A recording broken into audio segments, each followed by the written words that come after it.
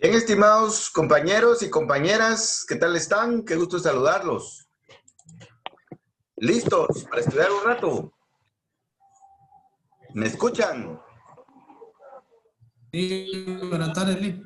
¿Cómo está el Adelante. DJ? Buenas tardes, licenciado. ¿Y qué están tomando? ¿Café? Buenas tardes, Lick. No, gallo es malo. Cafecito hay que tomar. A gallo para más tardecito. Cabalmente, para allá se lo merecen, se lo merecen. Ya cae bien. Bien, compañeritos, vamos a empezar a estudiar un rato. Ahí vayan acomodándose despacito. Ahí, por favor, despacio, don Johan, tranquilo, concentrado. Ahí todos tranquilos. Ahí todo hay que hacerlo bien porque ahorita todos andamos un poquito presionados y estresados y hay que tener cuidado, ¿verdad? Bien, vamos a empezar ya de una manera más directa con los temas. Las primeras sesiones siempre soy bastante circular, pero es para darles una serie de recomendaciones, pero ya pues a partir de estas sesiones y las siguientes pues voy a tratar de ser lo más directo posible, ¿verdad? Para ir avanzando en el cronograma del curso. Hoy vamos a empezar a estudiar el derecho de trabajo, ¿verdad? Ahí les puse como primera pantalla el esquema general del curso, pero esta es la carátula, ¿verdad? Estamos en el derecho de trabajo, derecho de trabajo. Entonces, hoy vamos a empezar a estudiar esta área, ¿verdad? Bueno, siempre les recomiendo que estén en las mejores condiciones posibles para estudiar, ¿verdad?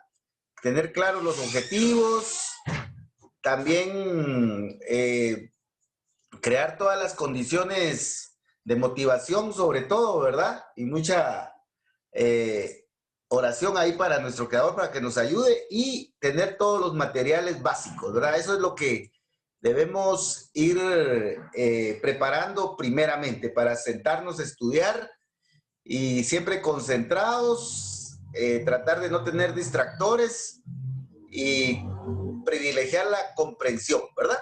Bueno, entonces, en relación al derecho de trabajo, pues siempre vamos a empezar con la definición, que creo que esto lo vamos a pasar un poco rápido porque ya lo hemos repasado y aparte vamos a encontrarlo más adelantito, ¿verdad?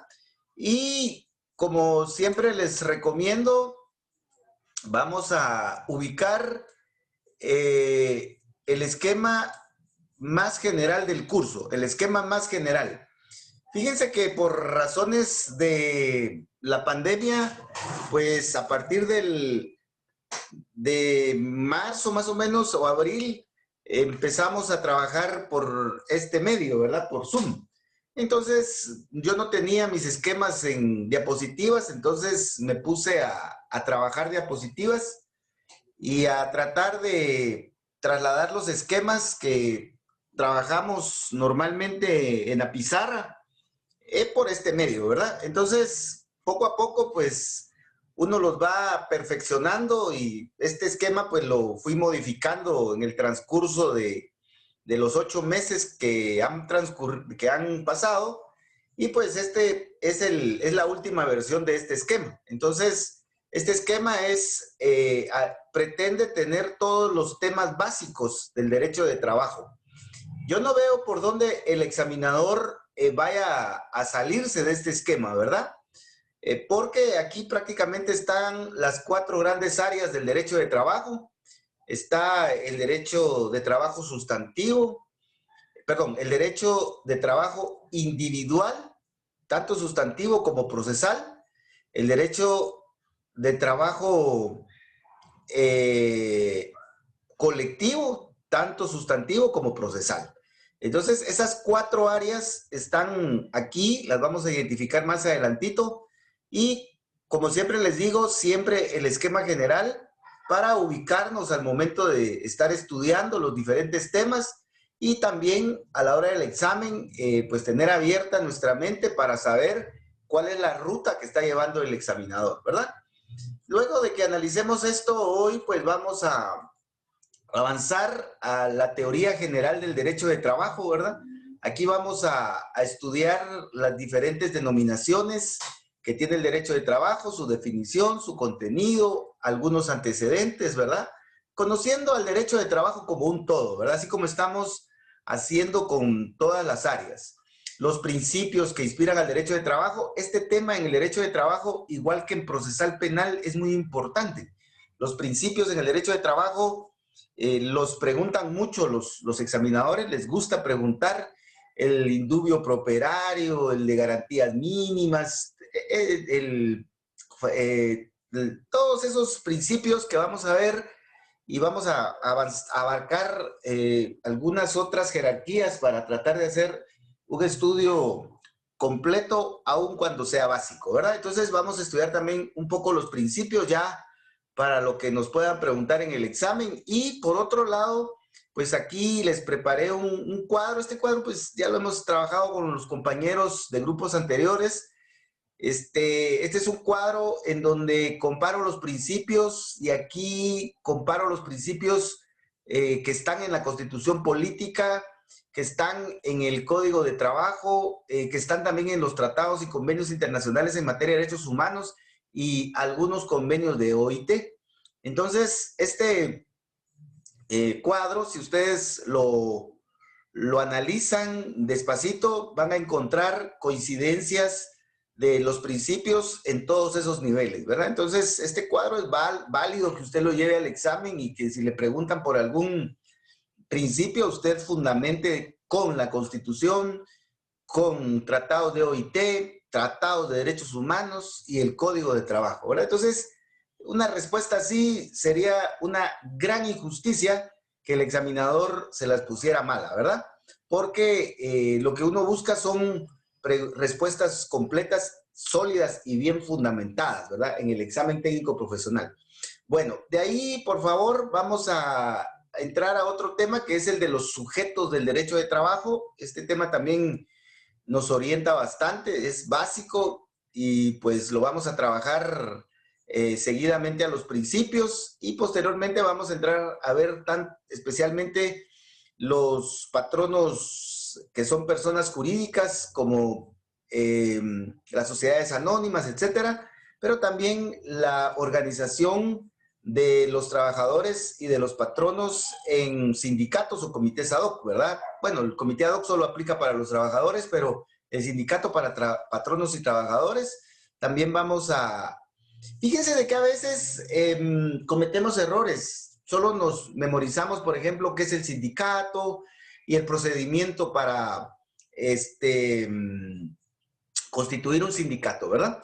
Pero no nos preocupamos del contexto básico en el cual nace el sindicato. Pero cuando estoy hablando del contexto básico, estoy hablando del contexto jurídico, ¿verdad?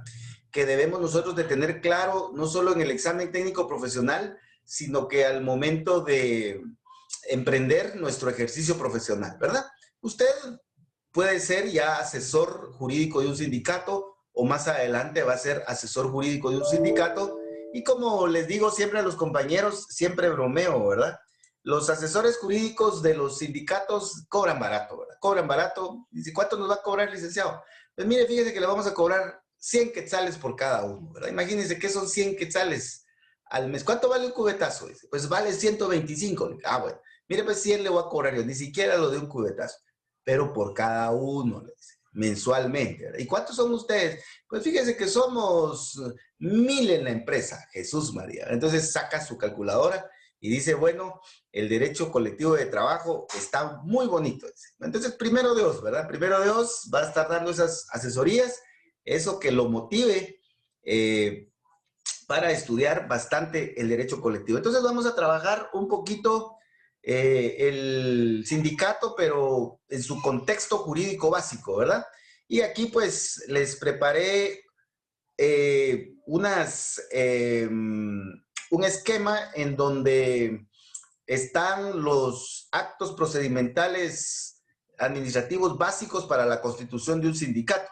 Y pues aquí les voy a agregar también, se los voy a mandar más tarde, una guía básica que emitió el el Ministerio de Trabajo para la constitución de un sindicato, que es muy buena, ¿verdad? Entonces, entre más leamos, entre más estudiemos, pues más chance vamos a tener para poder aprobar el examen, ¿verdad?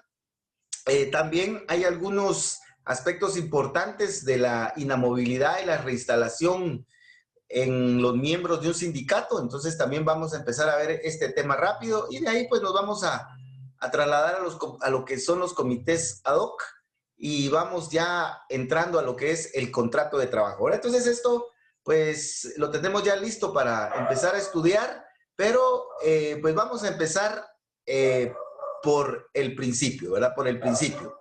El derecho de trabajo, tiene todo un esquema, ¿verdad? Así como el derecho penal tiene un esquema general, que ya lo vimos, el derecho administrativo, estamos viendo cómo se relacionan esos 13 conceptos en la administración pública de acuerdo al derecho administrativo, y ahora pues nos corresponde analizar el derecho de trabajo. Y si Dios así lo permite, pues el día de mañana con derecho procesal penal, igual vamos a analizar un esquema, ¿verdad? Yo que ustedes, pues, mandaba a imprimir o en una vinílica o en lo que sea, estos 4 esquemas, ¿verdad? Estos 4 esquemas. Y en su habitación o en su ambiente de estudio, al norte, pues pondría derecho penal, al sur procesal penal, al oriente derecho de trabajo y al poniente derecho administrativo. Bueno, solo les digo los puntos cardinales, pero igual usted los puede poner donde usted considere, ¿verdad? Pero estos esquemas los debe de tener usted presente siempre que estudie, porque estos esquemas lo van a ayudar a orientarse en su estudio y en su examen y durante toda su carrera profesional. Entonces, este esquema es el más general en donde nos vamos a ubicar en los diferentes temas del derecho de trabajo. El esquema puede hacerse más extenso, pero la diapositiva ya no da para más y aparte, pues cargarlo más es complicado. Si es complicado verlo así a primera vista, pues ya cargarlo más es peor, ¿verdad? Pero lo importante es de que lo vayamos a analizar. Bueno, ¿qué debemos de estudiar en el derecho de trabajo? Derecho de trabajo. Bueno, vamos a estudiar 1, 2, 3, 4, 5, 6, 7 puntos. 7 puntos, ¿verdad? Primeramente vamos a estudiar las generalidades. Aquí vamos a estudiar al derecho de trabajo como un todo, como ya les dije, pero además vamos a estudiar las partes en las cuales se divide el derecho de trabajo internamente. Yo creo que si usted logra controlar bien las 4 partes en las que se conforma el derecho de trabajo, que están aquí, el derecho de trabajo individual y el derecho de trabajo colectivo, sustantivo y procesal, y logra saber en qué momento está en el derecho individual y en el derecho colectivo y en la parte sustantiva y procesal respectivamente, entonces yo creo que ahí tiene un avance muy significativo. Entonces, las generalidades son para empezar a romper el esquema y empezar a ver aspectos básicos que nos van a ir orientando, ¿verdad? El tema de los principios es un tema que derecho de trabajo ya le dije que es muy importante y lo preguntan mucho. Bueno, en todas las áreas del derecho son muy importantes los principios, ¿verdad? Pero en el derecho de trabajo y en procesal penal, ese tema es como que le dan mucha prioridad a los examinadores. Entonces, debemos de tener cuidado con eso. Ya le dije que vamos a ver un cuadro comparativo para ir viendo con mayor solidez este tema de los principios, ¿verdad? Bueno, por otro lado, pues también tenemos los elementos personales. En el derecho penal, ¿quiénes son los protagonistas del derecho penal? El sujeto activo y el sujeto pasivo, ¿verdad? ¿Quién es el sujeto activo? El que comete el delito. ¿Quién es el sujeto pasivo? El que sufre los efectos del delito, ¿verdad? Es decir, al que le violentan su bien jurídico tutelado. En términos procesales, el sindicado y la víctima, ¿verdad? Hablando del derecho administrativo, el administrador público, que es el Estado, y el administrado, que somos nosotros, ¿verdad? Y en el derecho de trabajo tenemos 2 protagonistas, al patrón y al trabajador. Entonces, Eso lo debemos de tener claro. De hecho, el Código de Trabajo define qué es el patrono, define qué es el trabajador, y normalmente esas preguntas son las iniciales, son las primeras preguntas que hace el examinador, y el examinador espera que usted no falle porque están en el código. Entonces, ahí no hay mucho por dónde perderse, porque el código define claramente qué es el patrono y qué es el trabajador. Y todos, pues por la experiencia que tenemos, porque todos hemos sido trabajadores, o pues los que son patronos, pues qué bueno, pues sabemos que qué consisten estas figuras. Pero el problema está en cómo se diversifican estas figuras en el derecho de trabajo. Por ejemplo, el patrono, así le llama el código, ¿verdad? Patrono, código de trabajo, patrono. Pero si usted lee la Constitución Política, le dice empleador, ¿verdad? Empleador. Bueno, entonces, algunos detalles, si los logramos ubicar, pues siempre son buenos resaltarlos, ¿verdad? En ese sentido, pues vamos a ver que, solo permítame, solo voy a ver si está grabando esto porque ya tuve un problema de grabación. Bueno, entonces, permítame, compañero. Entonces, vamos a ver que la diversificación de estos conceptos son lo complicado en este tema, ¿verdad? Bueno, vamos a ver, por ejemplo, en el caso del patrono, que podemos tener diversas clases de patrono, ¿verdad? Pero aparte de eso, debemos de tener cuidado con no confundirlo con el representante del patrono y con el intermediario. El intermediario aún tiene una mutación dependiendo las condiciones en las que esté el intermediario. Entonces puede tener la calidad de intermediario o puede cambiar a patrón. Entonces debemos nosotros distinguir cuando el intermediario es intermediario y cuando el intermediario se convierte en patrono. ¿Y cuál es la diferencia del intermediario con el patrón? Entonces, aquí está la dificultad mayor, ¿verdad? Porque la definición de patrono está ahí en el código. Artículo 3 del Código de Trabajo, 3 o 2 por ahí. Pero diferenciarlo con el intermediario y saber cuándo el intermediario es intermediario y cuándo se convierte en patrono, ahí está la dificultad. Y algunos examinadores ya saben y ahí se dirigen. Y a eso le dan le dan mucha importancia por la dificultad conceptual que tiene, ¿verdad? En el caso de los trabajadores, pues aquí creo que no hay mucho problema en cuanto a la clasificación, pero aquí lo que sí es importante es estudiar cuando el trabajador se organiza en un sindicato o en un comité ad hoc. Entonces, debemos de conocer qué es un sindicato, cómo se institucionaliza o se crea un sindicato, todo lo que es la vida del sindicato, lo básico, ¿verdad? No solo cómo se inscribe o cuáles son los requisitos o el procedimiento para la inscripción, sino que la vida jurídica básica del sindicato. Y también diferenciar al sindicato con el comité ad hoc. Fíjense de que el sindicato está en una parte casi de en medio del código, pero tiene que ver con la parte final y la parte del principio. ¿Por qué con la parte final? Porque ahí tenemos el proceso colectivo de trabajo. Y esto tiene que ver con el sindicato. ¿Por qué con la parte inicial? Porque en la parte inicial está el pacto colectivo de condiciones de trabajo. Entonces nosotros tenemos que saber cuándo conectar el sindicato con el proceso colectivo y también con el pacto colectivo. Y esa es la dificultad del Código de Trabajo, ¿verdad? Que el Código de Trabajo, la ventaja que tiene es de que todo está en el Código de Trabajo, casi todo, ¿verdad?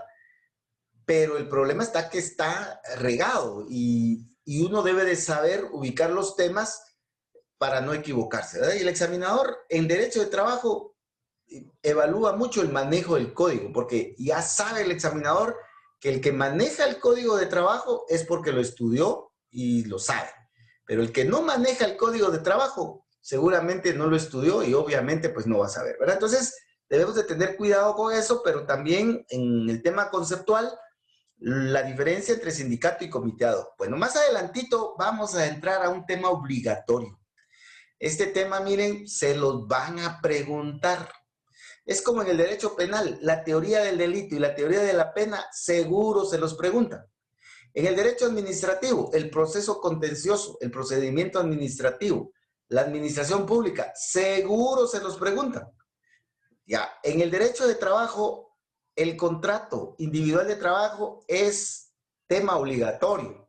Si no se examina el contrato individual de trabajo, ese no es examen de derecho de trabajo. Entonces, si ya sabe que este tema se lo van a preguntar y se lo van a preguntar bastante, entonces hay que meternos aquí de cabeza y invertirle mucho esfuerzo, mucho tiempo.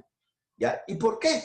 Porque debemos de recordar de que la mayoría de contratos, si no es que todos los contratos, son contratos individuales.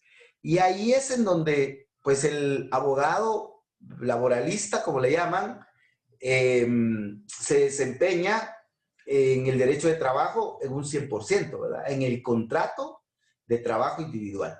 Entonces, vamos a ver que vamos a empezar a estudiar el contrato de trabajo, pero por cuestiones teóricas y por cuestiones de organización del código, pues se regulan dos clases de contratos, contrato individual y contrato colectivo. Los que se dan en un 100% son contratos individuales. En la realidad, contratos colectivos yo nunca he visto uno y ya vamos a ver por qué. Entonces, por referencia, vamos a ver el contrato colectivo, pero en donde sí vamos a involucrarnos de lleno es en el contrato individual, porque ahí hay muchos detalles, ¿verdad? Vamos a ver por lo menos 17 aspectos del contrato individual, sus denominaciones en la realidad, en qué consiste, un tema importante que es la relación de trabajo y cómo la relación de trabajo condiciona el perfeccionamiento y validez del contrato individual, etc. También las variantes de los regímenes de trabajo, que son 10, y cómo surgen los derechos y las obligaciones tanto para patronos como para trabajadores. Los trabajadores creemos que no tenemos obligaciones, que solo tenemos derechos. Y creemos que el patrono solo tiene obligaciones respecto de nosotros y no tiene derechos. Y no es así, ¿verdad? Vamos a ver en el Código de Trabajo que hay varios artículos que se refieren y dicen obligaciones del trabajador, obligaciones del patrono, prohibiciones para el trabajador, prohibiciones para el patrono. Entonces, debemos nosotros de conocer en qué consisten esas obligaciones y esas prohibiciones. Obviamente hay más, pero esas son las más importantes. Bueno, aquí debemos de tener dos ideas claras. Primeramente es que hay algunos efectos del contrato individual en algunos temas que son básicos y que debemos de conocer con mayor precisión. Y entonces, una obligación que tiene el patrono respecto del trabajador es el pago del salario. Y un derecho que tiene el trabajador respecto del patrono es el pago del sueldo, del sueldo-salario, dice el artículo 88 del Código de Trabajo. Entonces debemos de estudiar lo que es el trabajo, cómo se fija el trabajo y el tema del salario mínimo, ¿verdad? Ahí encontramos la organización de todas las entidades que intervienen en la fijación del salario mínimo, el procedimiento, la Comisión Nacional del Salario, las comisiones paritarias. Entonces, todo eso lo debemos nosotros de conocer y cuál es el salario mínimo para este año y cuál pues tendríamos que esperar en la última semana de diciembre, que normalmente ahí lo fijan, cuál va a ser el salario mínimo para para el próximo año, aunque ahorita yo creo que el gobierno tendría que, esto sí, pues que esto tiene que ver con el gobierno y con la administración pública, porque esto es un tema político y es un tema administrativo, ¿verdad? Entonces el Estado, a través del organismo ejecutivo, con el líder que es el señor presidente de la República, pues vamos a ver cómo va a manejar el tema de la fijación del salario mínimo para el 2021, porque pues estamos viendo lo que el tema comercial ha sufrido este año por la pandemia y en la región norte, ¿verdad? Que tiene sus actividades económicas pues golpeada por este huracán que acabamos de sufrir, unos en mayor medida, otros pues no mucho, gracias a Dios. Y pues hay amenazas de otros fenómenos naturales. Entonces, este año va a ser especial y pues ustedes deben de estar atentos a ver cómo el presidente de la República pues va a manejar este tema, ¿verdad? Yo apostaría a que el presidente de la República no le va a subir al salario mínimo para el año entrante, va a mantener el de este año, ¿verdad? No creo que le suba, excepto que pues el presidente inyecte un subsidio, ¿verdad? Pero por eso les digo, hay que estar atentos a ese tipo de temas en las noticias, darle seguimiento, porque eso no lo pueden preguntar en el examen, ¿verdad? Por ejemplo, el examinador le puede preguntar, si usted como asesor jurídico del presidente, usted es asesor jurídico del presidente, y el presidente le dice, si usted como su asesor jurídico le aconseja aumentar el salario mínimo para el año 2021 por razones de justicia social. Lo escucho, le dice. Entonces el examinador le está preguntando ese tema que es de opinión, ¿verdad? Entonces usted debe de estar conectado con esa realidad, ¿verdad? No se aísle mucho, no se encierre mucho. Hay que escuchar noticias, ¿verdad? De noticieros confiables, ¿verdad? Bueno, ninguno es el 100% confiable. Yo lo digo con la libertad que tengo como ciudadano. He visto de que la prensa tiene ciertos sesgos, ¿verdad? Entonces lo que hay que hacer es ver noticieros confiables a nivel internacional. Yo le aconsejo CNN en español. En Guatemala, pues cruzar los noticieros, porque ya ven cómo estamos en eso, Noticiete con Guatevisión, y de ahí sacar conclusiones, pero no hay que creerle todo al noticiero, ¿verdad? Porque ahí hay mucha tela que cortar. Pero bueno, el punto es que vamos a estudiar lo que es el salario, la jornada de trabajo, que ya ven el fenómeno que hay del tiempo parcial, eso también hay que dejarlo claro, ahí hay bastante que estudiar. Y en el caso de los descansos semanales, el asueto y las vacaciones, pues hay algunos detalles nada más, pero esto creo que no ha cambiado mucho, ¿verdad? Esto no ha cambiado mucho. Y la higiene y seguridad en el trabajo, que ahora pues creo que es un tema que ha alcanzado revuelo. Bueno, estamos analizando esto así rápido, hay que tener paciencia previo a entrar de lleno, ¿verdad? Luego de que hemos finalizado el tema de las obligaciones y prohibiciones en cuanto a que es importante este tema por las diferentes perspectivas que va tomando en el tema del salario, la jornada, etcétera, de trabajo, también este tema es muy importante. Y les voy a decir por qué. Porque el tema de las obligaciones del patrono y el trabajador determinan la suspensión del contrato de trabajo, que es el fenómeno que se vivió ahorita con la pandemia, ¿verdad? Pero sobre todo, un fenómeno que se vive constantemente es el de la terminación del contrato de trabajo, ¿ya? Y entonces nosotros debemos de saber cuáles son las obligaciones del patrono, cuáles son las obligaciones del trabajador, para saber si el incumplimiento de una de esas obligaciones le da a la otra parte la justificación para dar por terminada la relación laboral. Entonces, cuando el trabajador dice, bueno, a mí me estuvieron pagando 5,000 quetzales durante enero, febrero y marzo, y ahora en abril me están pagando el salario mínimo, que es de 3,000 quetzales, punto algo, ¿verdad? Entonces yo mejor me voy. Entonces, ¿será que en ese caso el patrono incumplió con una obligación y eso le da la facultad al patrono, al trabajador, perdón, para declarar jurídicamente un despido indirecto justificado? Entonces, eso hay que analizarlo, ¿verdad? Y en el común de los casos, el trabajador resulta que se desapareció y nunca más llegó y no presentó ninguna justificación. Eso le da al patrono la justificación suficiente para despedirlo directamente, porque el trabajador, pues, incumplió con su obligación principal, que es la de trabajar. Entonces, ese tipo de situaciones son las que debemos nosotros de ir viendo, ¿verdad? Poco a poco. Ahora veamos, por favor,